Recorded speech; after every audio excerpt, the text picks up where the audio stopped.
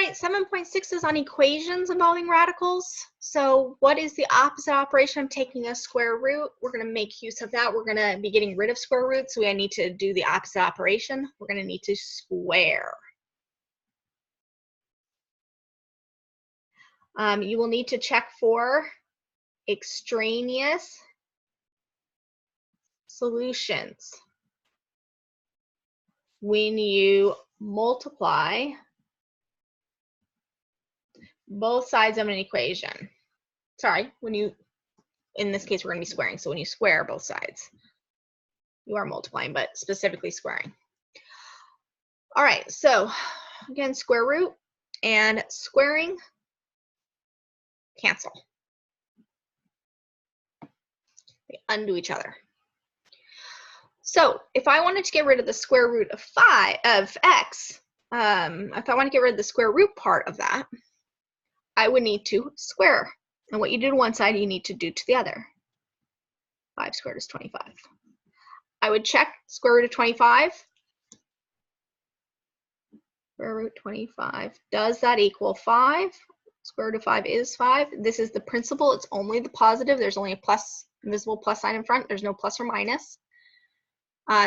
If you're tempted to say plus or minus, think about the fact that the square root of -5 wouldn't, negative 25 would not give you 5. It would end up giving you an imaginary number. You cannot take a square root of a negative in the real number system. All right, next one, we're going to square the square root to cancel it out.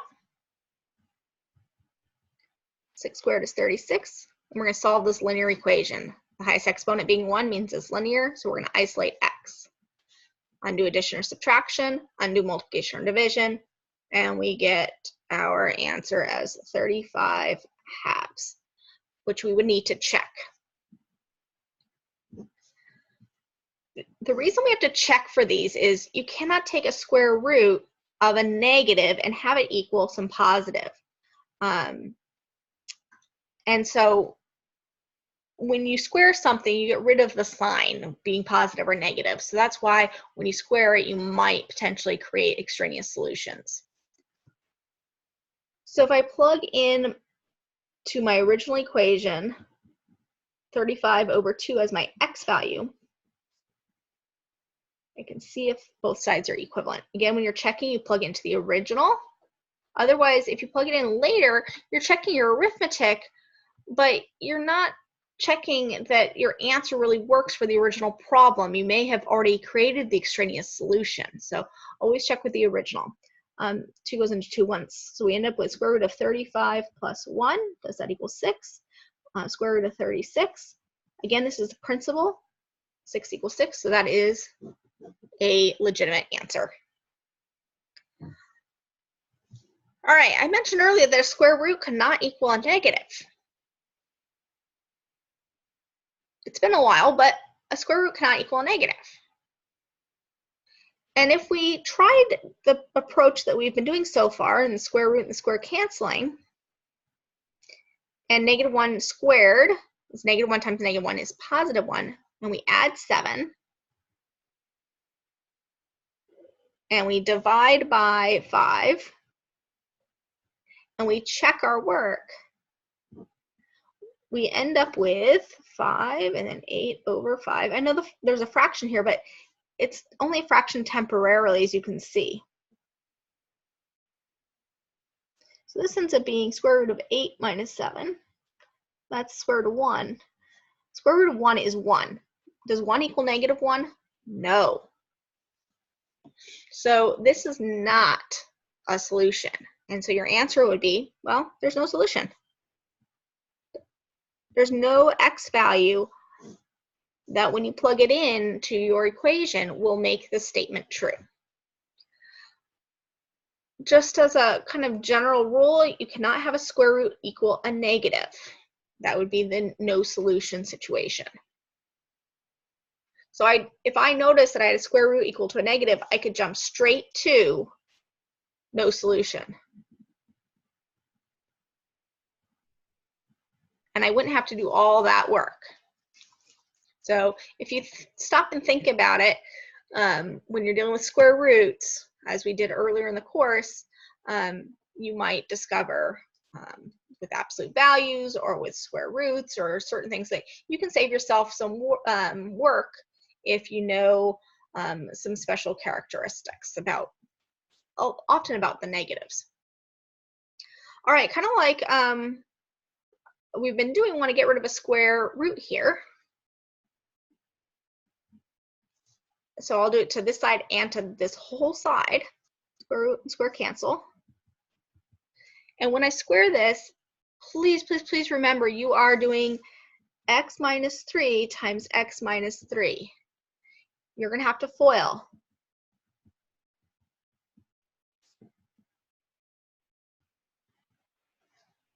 It is not x squared minus 9 or x squared plus 9. It is x squared minus 6x plus 9. Okay, I've got a quadratic. My highest exponent is 2. So I have a quadratic. The way we like to solve quadratics at this point is by factoring. So I'm going to set one side equal to 0.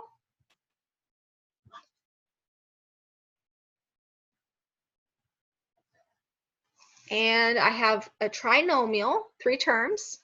My leading coefficient is 1, so I'm going to use my x trick. What multiplies to negative 12 and adds to negative 7? Negative 3 and negative 4 do the trick. Again, you may need to play around with that a little bit more than I do. You know, I've got a lot of years of practice with these products and sums and my factors. It's quicker if you are really comfortable with your multiplication table. It's a lot harder if you're not as fluent with your multiplication table. So x minus 3, x minus 4. I didn't need to do the grouping because the a is 1. If you did grouping with it, you know, broke this up into negative 3x and negative 4x, you'd still get the same answer, but with more work. So what makes this 0? Add 3. X is 3. You can often just tell what makes this 0 be 3 minus 3, so 3. And so this one is going to be 4. I won't show the extra steps in that. Now we need to check.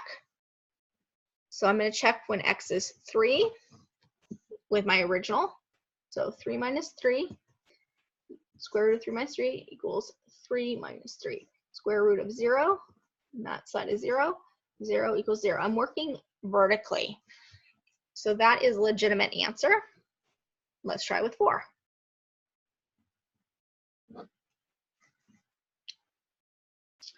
Square root of 4 minus 3, does it equal, should put a question mark there as well, does it equal 4 minus 3? That's square root of 1, that's 1. This is 1, that's 1. It works too. So this one has 2 answers. So now you've seen an example where you have 1 answer, no answer, and 2 answers. All right, I'm going to kind of discuss a few others, again, by just sharing it with you. So here's another example. This one had a, you know, it's a little bit small, but a cube root. There was a 3 in there. And so to get rid of a cube root, we can cube. So if I cube this side, I cube that side. And then I subtracted 7, and then I divided by 5, and then I checked my work.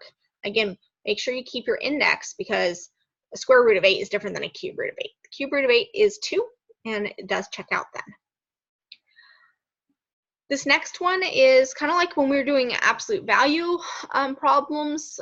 We like to isolate our function. So square roots, absolute values, they have their own meanings. And so we need to make sure that they're isolated before we do things with them, like make our 2 cases, or in this case, square them. So we isolate, and then we can undo the square root by squaring. And when we do that, and we solve, we get r is 8. And I go back and I check it with the original problem, and it worked out. So again, isolate your square root part before you square. If you cannot isolate it, like this case, on completely, isolate it for one of them, undo the square root by squaring, and then you'll need to FOIL this, so write it down twice. And then this will be still having a square root, so we'll need to slowly but surely get this square root by itself. So that's why I got rid of the 1 here and the negative 2x here. And then I got rid of the negative 2 coefficient by dividing, because it was multiplied, so I divided. And then I got rid of the square root by squaring both sides. This one is definitely more involved, but it's a case where you had 2 square roots, and so you have to do the process twice.